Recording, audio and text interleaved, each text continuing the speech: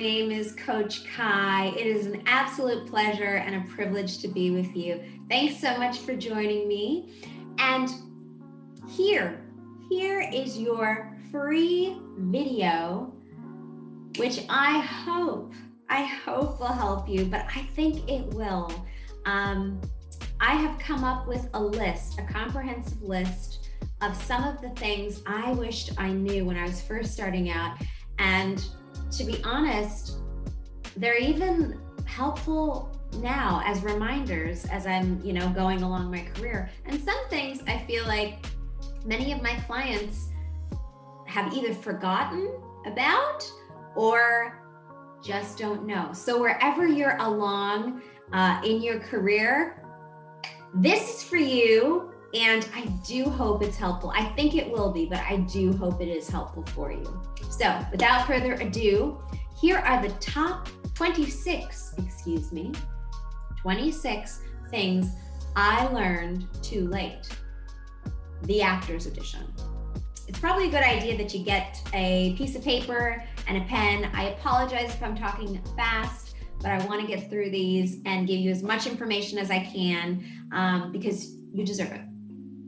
So do get a pen, piece of paper, and all that.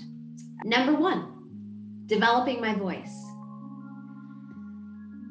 Okay, this is probably the most important one out of all 26 of them. Your voice is so powerful, and you really need to know how to use it.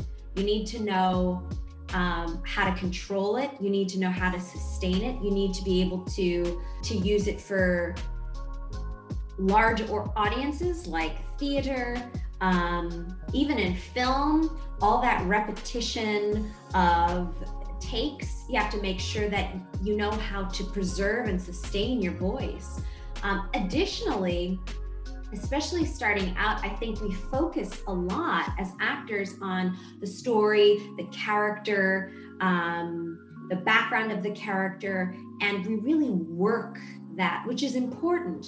But I will say that finding the musicality, the vocal variety, the strength of your voice and being able to change, manipulate, and adapt on set, in rehearsals, depending or not on your audience, it's so important.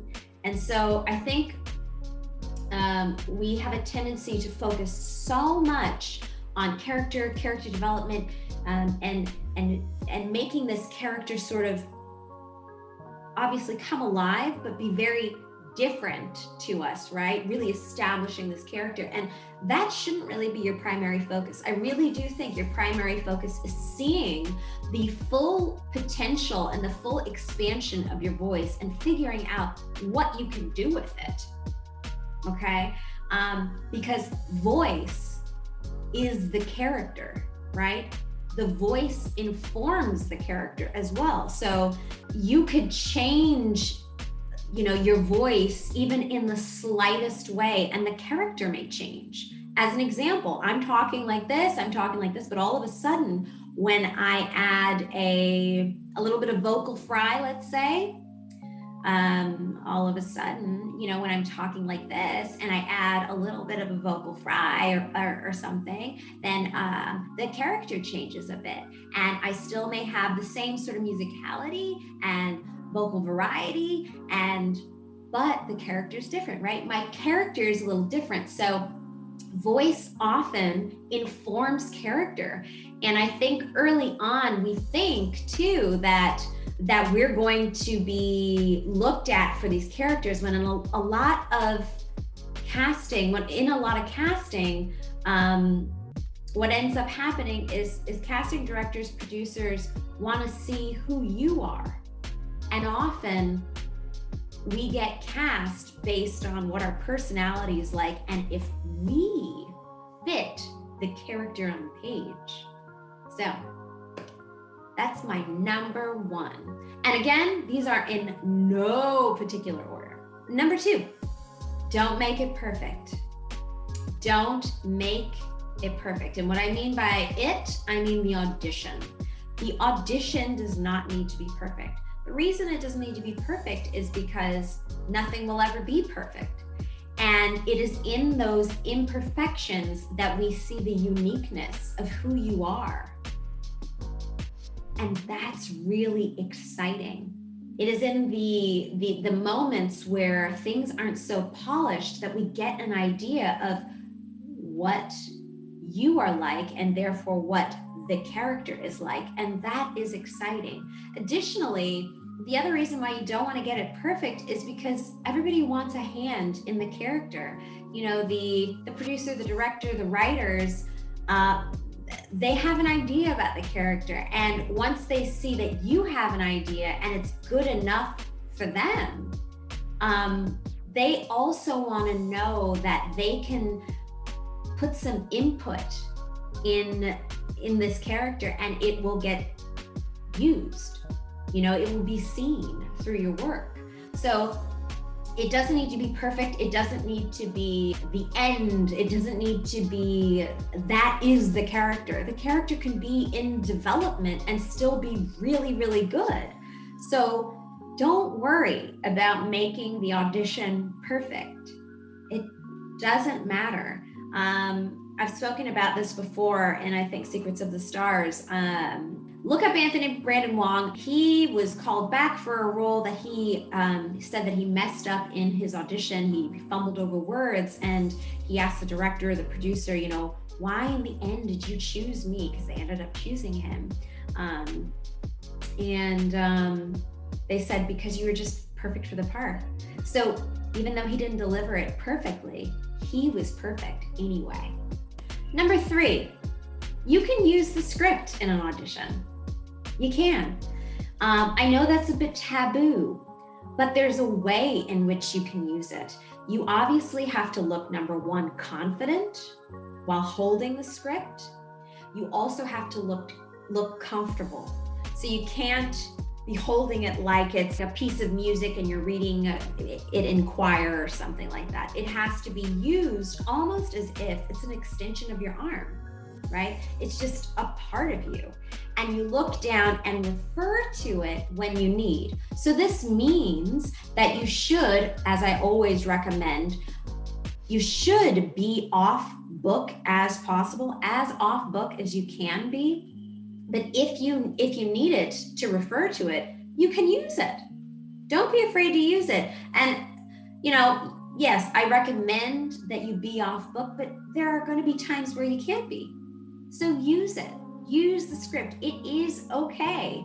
You just have to know how to use it. I also recommend that you lower the script or use the script as a prop, right?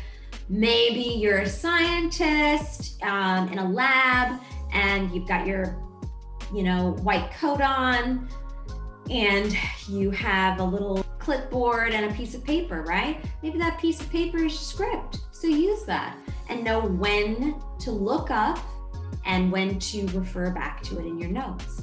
So again, do I recommend that you use the script? I always tend to say it's not as good of an idea unless you can be confident, comfortable. It can look like an extension of your arm, as an extension of you, and you know when to refer to it and you use it in the right places, or it's a prop. Number 4, in an audition, they don't want a finished product. And this goes back to don't make it perfect. So we put a lot of pressure on ourselves to have this completed thing. And the truth is they don't want a finished product. They want a finished product after they've filmed it. Once they filmed it, right? That's when it's a finished product. So don't really be focused on outcomes and delivering this sort of finished piece. It should really, as I mentioned before, and this goes back to my number 2 point, it should be sort of a work in progress where you deliver good work, honest work, authentic work, but it's not a finished product. We don't close the door and that's it. No, character can always be grown and developed, and we want to see you be able to deliver really good work, but not everything. We don't want to see everything. Give us a little bit of suspense. Number 5, you need to know your isms. And by isms, I mean things that you do that maybe you cannot catch, okay? As an example, when I was first starting out in my career as an actor, I had this eyebrow which went out of control. It constantly was like this, constantly. Every time I spoke. No one told me about that. No one told me until I got a coach, okay? Never, don't ever underestimate the value of a coach. And I'm not saying that because I am a coach, okay? I also have a coach, and I've had a coach for years. And I realize how necessary it is. Your isms, or things that you do that you may not be aware of, can sometimes prohibit you from being cast. As an another example is a lot of times, a lot of musical theater people, a lot of musical theater singers like to shake their head when they sing, right? Stars are the windows of heaven, where angels. It's a very normal musical theater kind of thing. And it's not really necessary. And if you're not aware of yourself and you just do it, it kind of looks like unnecessary, unmotivated behavior. And so therefore it starts to just be an actor thing. And we never want that. We never, ever want that, okay? You've got to be aware of your isms. And this is why it's super important and if you don't have a coach, then somebody you trust who has a really keen eye in finding those details, right? But again, that's really hard to find with friends, family, etc., because lots of people don't want to hurt your feelings. That's number 1. Number 2, lots of people don't even notice. That's number 2. And number 3, it isn't that big of a deal, but it is a huge deal when you constantly produce really good work and you wonder, why aren't I booking anything? It could be as a result of your isms, and the likelihood is it is. Number 6, the actor exhale. A lot of times beginning actors do this thing where they start to learn lines and then they practice the scene and then they do the scene, or they do the play, or they do the self-test or the film or whatever it is that they do. And the script may go something like, "Oh, Johnny, I just don't know if I love you." And Johnny says, "What do you mean?" It's just, I mean,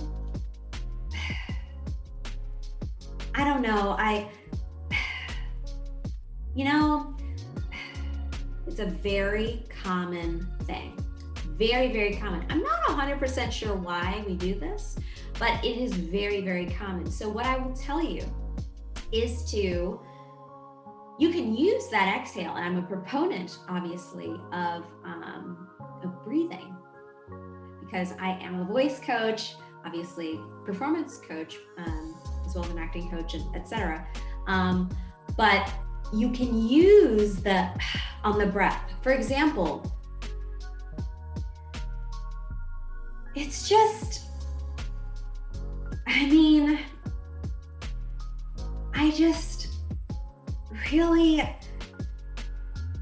wish you would just get it, right? You can use the breath as an exhale on words. Try that for next time. Number 7, the moment before and acting on the line. The moment before and acting on the line. The moment before is usually just before the scene starts, right? We need to see you have the thought, the moment before thought, what happened before, right? Or The moment before may be the other character talking to you and you're listening, but you're having the thought as you're listening, right? You're listening and you're actively responding.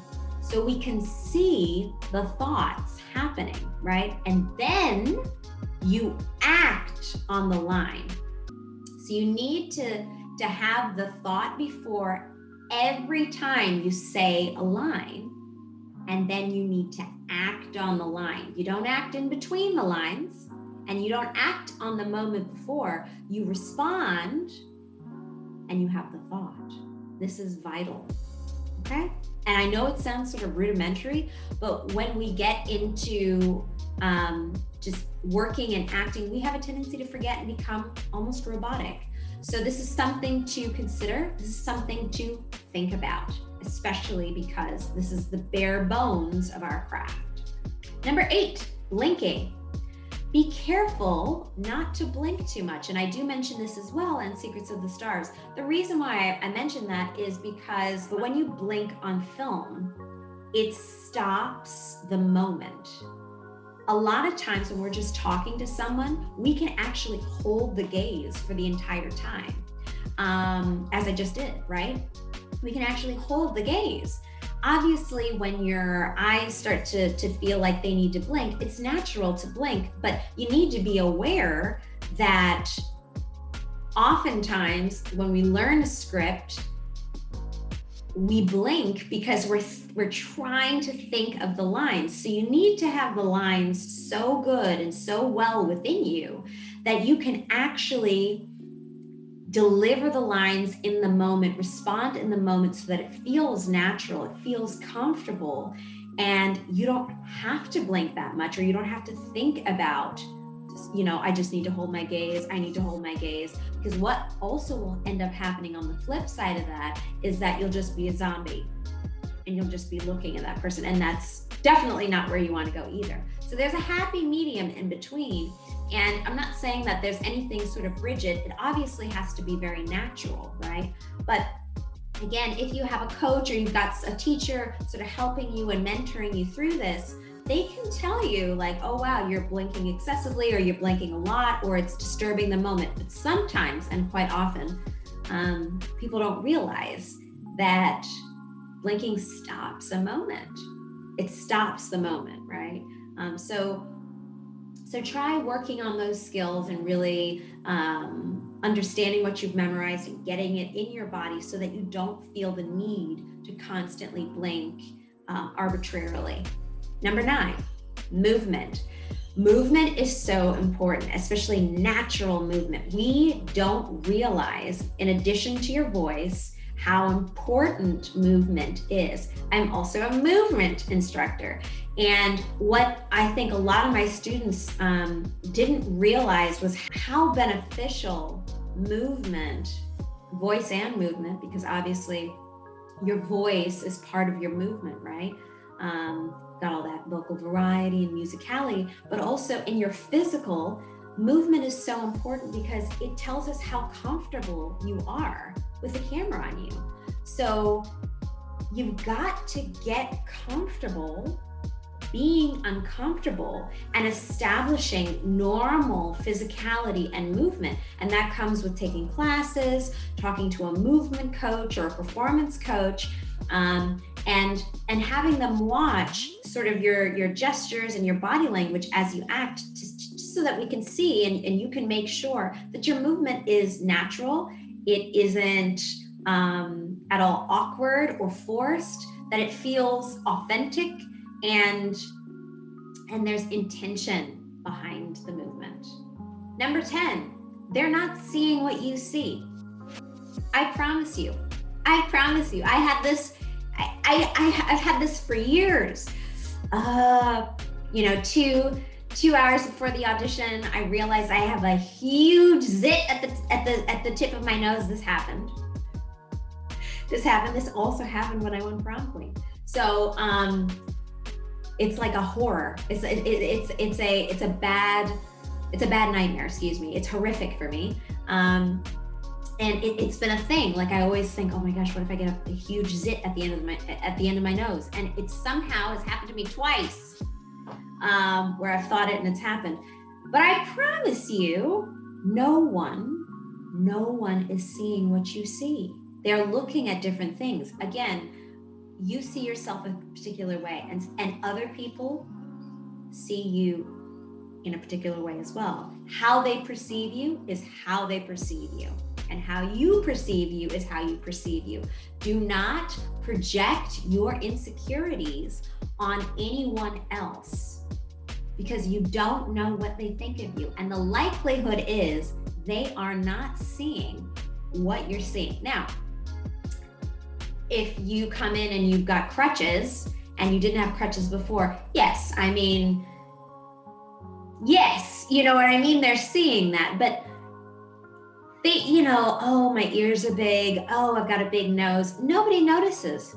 When you're doing good work and you're authentic and genuine, no one cares and no one notices. 11, props and clothes.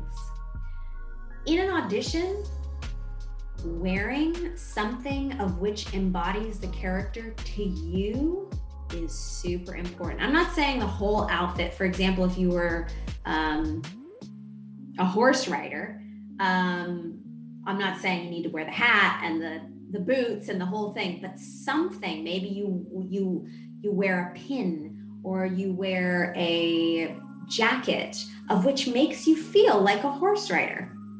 Or maybe it's a prop. There was a show that I did early on in my career where I felt like the character always had a ball in her hand to relieve stress. So I, for the audition, held a ball in my hand, and it was really effective. It got me into character, and really, I felt really tapped in. A person who did an amazing job with this was Rachel McAdams in The Notebook. In her audition, she had this little red bag, and you can tell how much that brought her into character and how alive it made the character to her. And so therefore it made it that much more real to us. Number 12, the musicality of the scene. So you need to figure out the pacing, the speed of the scene, the flow of the scene. A lot of times we get stuck on, again, character and character development, but we need to know how the scene goes, because the moment you bore a casting director or a producer, it's over. Even if your character is great, if it is a slow scene, or it doesn't build, or it's not going anywhere, or it doesn't go where it needs to go in the right spots, we know you don't get it. And it's not enough. We need to know that you get it, right? And it's one thing to know the character, it's another thing to know the scene. You gotta know the scene. Gotta understand the scene, the pacing, the speech patterns, the intonations. You need to find that musicality. When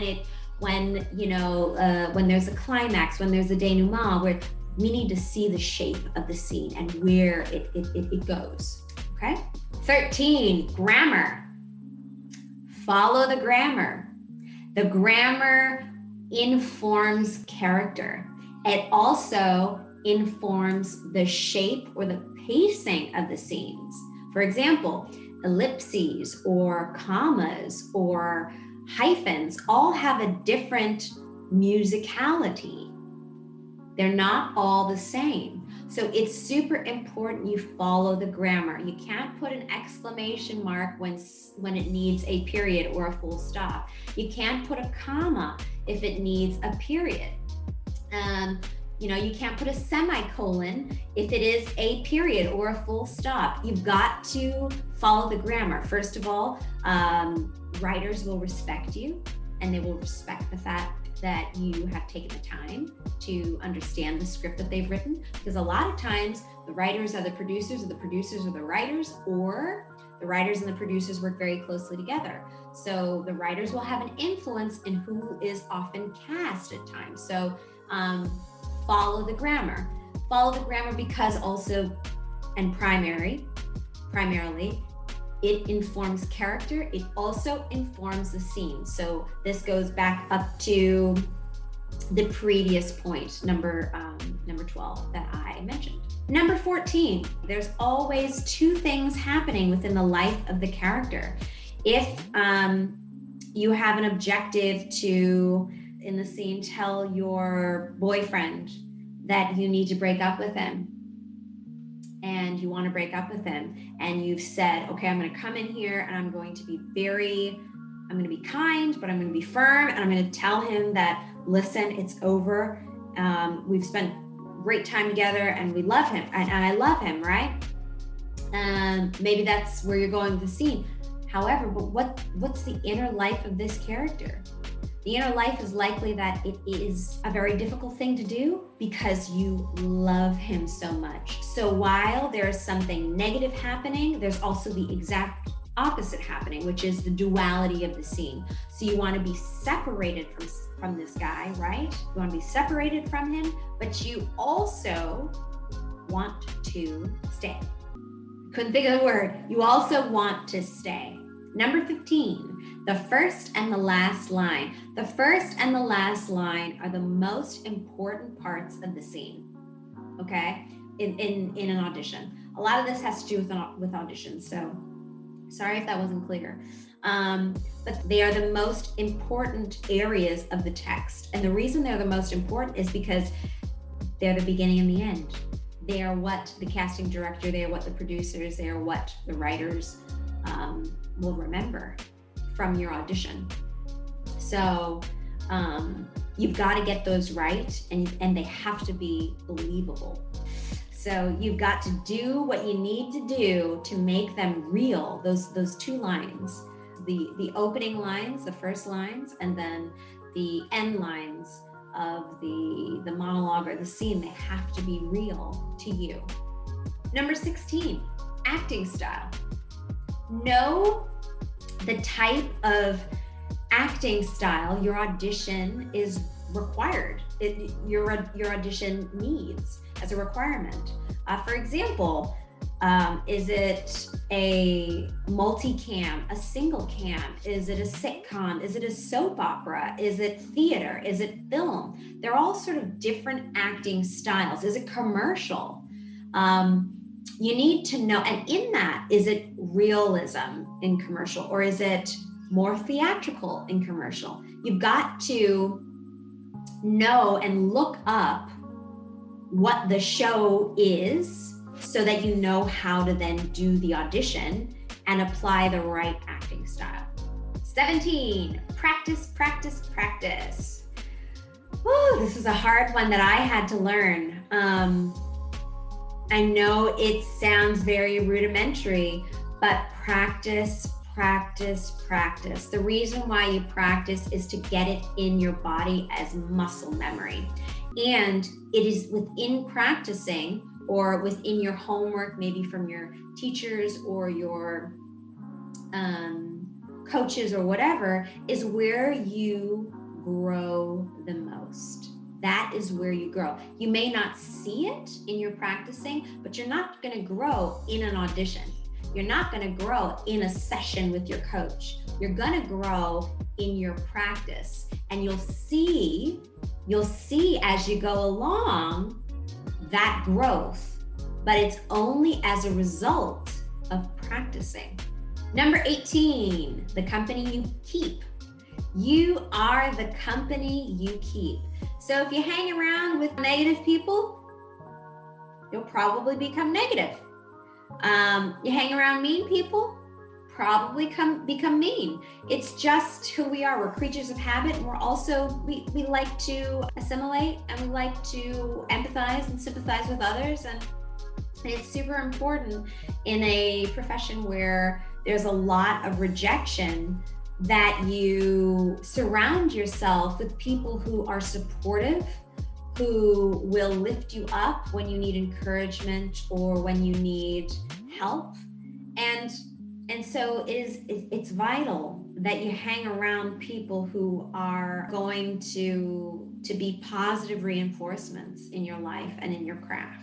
Number 19, they're looking for you. I promise they are looking for you. Okay.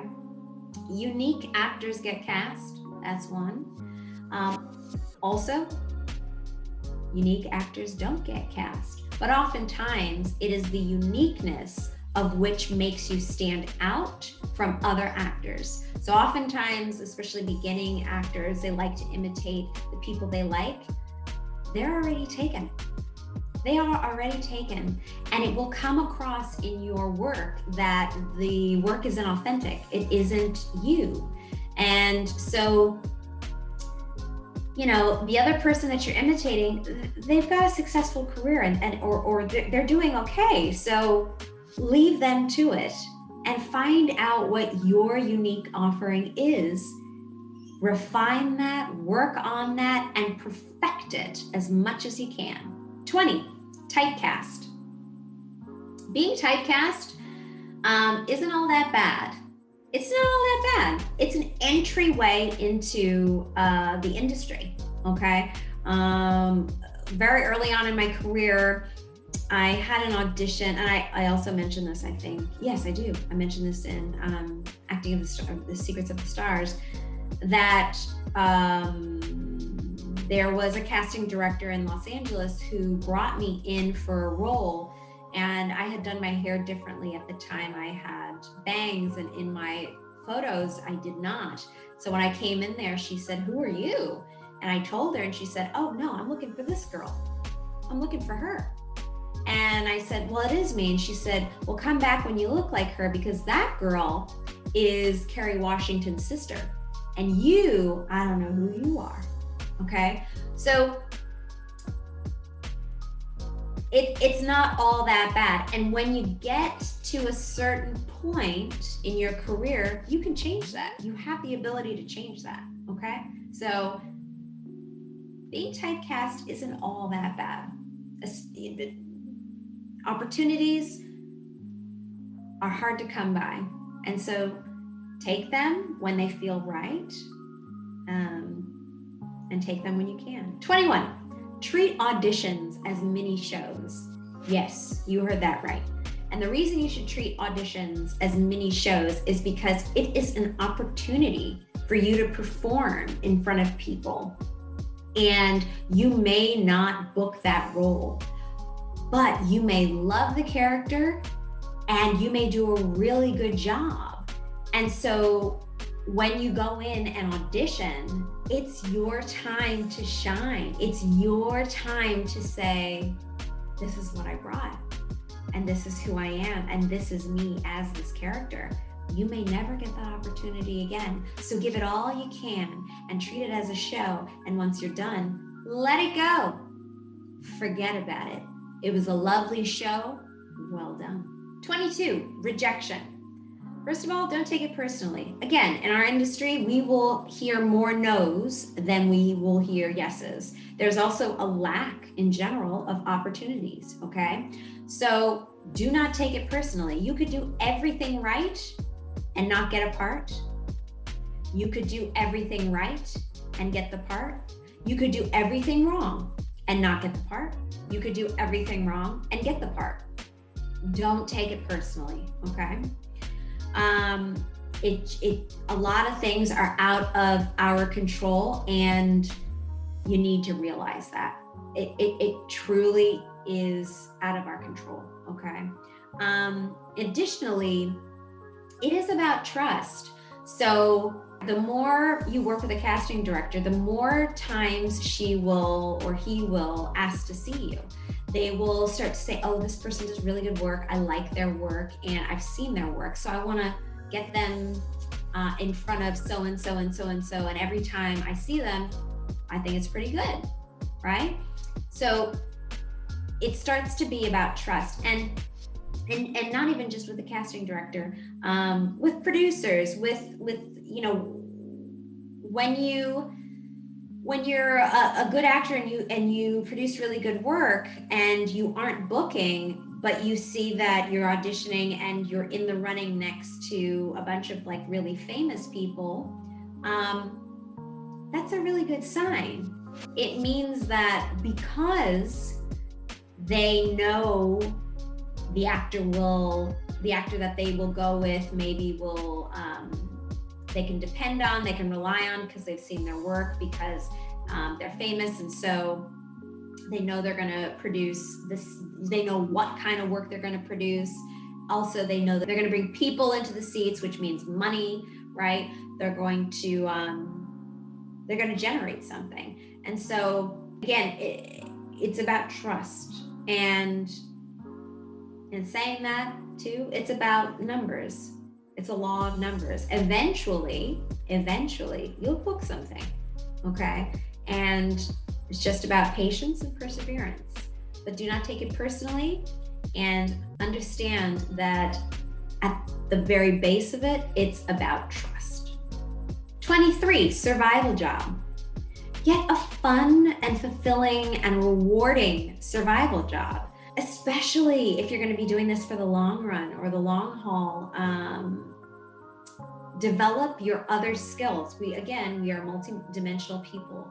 And so it's really important that you hone in the other skills that you're good at, and you get a job that can supplement acting, because it can become expensive, and you will be out of work, and that's just something to expect. So you don't, consider the fact that you don't need to be in the service industry or the hospitality and tourism industry or the food and beverage industry and be a waitress or whatever it is, or a waiter. You can do other things, you can do many other things, or work retail. There are many other things you can do. You could be a voiceover actor, right? And I recommend it. Lots of actors don't realize how much money they can really make being a voiceover actor, and it be really fun and rewarding because you're doing a lot of acting. You can be a theater teacher. You can, if that's what you're good at, right? But find out what you're good at, hone in on those skills, develop and refine them, and then get a job that is rewarding to you so that you can keep doing this if this is what you truly love, if acting is what you truly love. 24, have talent for your talent. This is hard because a lot of us are just creative beings, but you need to know how to manage your career. You can't just leave it up to your management or your agent to manage your career. You need to have goals. You need to have a social media presence. It matters. You need to do goal setting so that you can say, by this time I want to have that. This time I want to be in that episodic. I want to be in an episodic, and I want to be making this much money. You need to have talent, the ability to figure out how you can manage yourself, because acting is a very rewarding career, but it is hard to manage because jobs and opportunities are hard to come by, and rejection is so prevalent. So you've got to know how to manage your talent. You've got to submit yourself for things. You've got to figure out, when you need to practice. You have to figure out if and when you need a coach. There's so many things that go into it. So you really need to treat yourself like a business. And I know that's sort of unappealing, but that's what it takes for sustainability in the career. Number 25, submit yourself for projects. So if you have an agent or manager, do not rely on them to just submit you. Do your part and submit yourself, okay? It is your career, so take control of that. A lot of times when an actor gets an agent or manager, they think like, I'll just wait till they submit me and I'll see something and I'll just wait to. No, First of all, this shows initiative if you can submit for yourself. Secondly, it shows you're hungry. And thirdly, it shows your agent that like you care about your career and you're not just sitting on your hands waiting for them to do something and magically like give you something. They are also doing the best they can. And sometimes, obviously you want to make sure that you don't cross submit, because sometimes you can submit and your agent can submit you as well. So make sure if it's something that looks like your agent might submit you for it, just say, hey, did you submit me for this? If not, I'm happy to submit myself, or you could submit it for me if you can, right? Also, when you submit yourself, don't forget that your agents are still entitled to whatever percentage you agreed on in your contract should you book, okay? Because even if they don't get you the audition, that doesn't mean that they still weren't working for you when you didn't have auditions, right? Or when you didn't book a job, that doesn't mean that they still weren't submitting you. So it's important that they still get, what was agreed upon when you submit, okay? But do submit. Number 26, library of self-tapes. It is super important for you to build a library of self-tapes.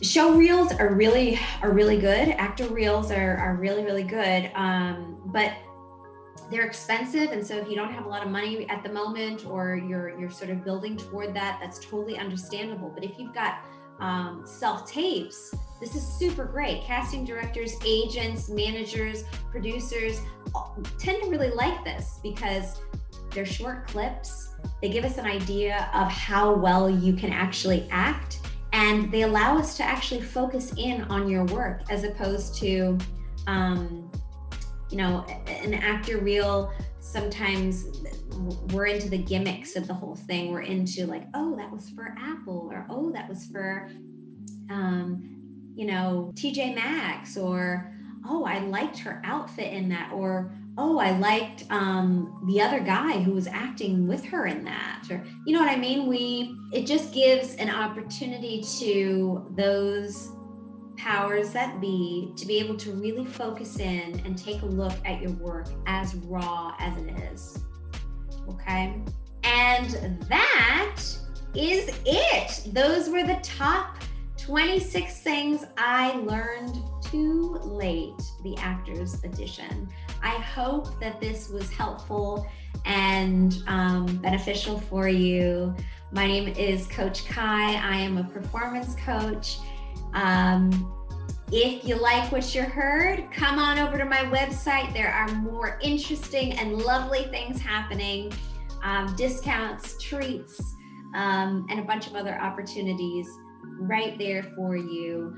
But take good care, and we'll see you on the flip side.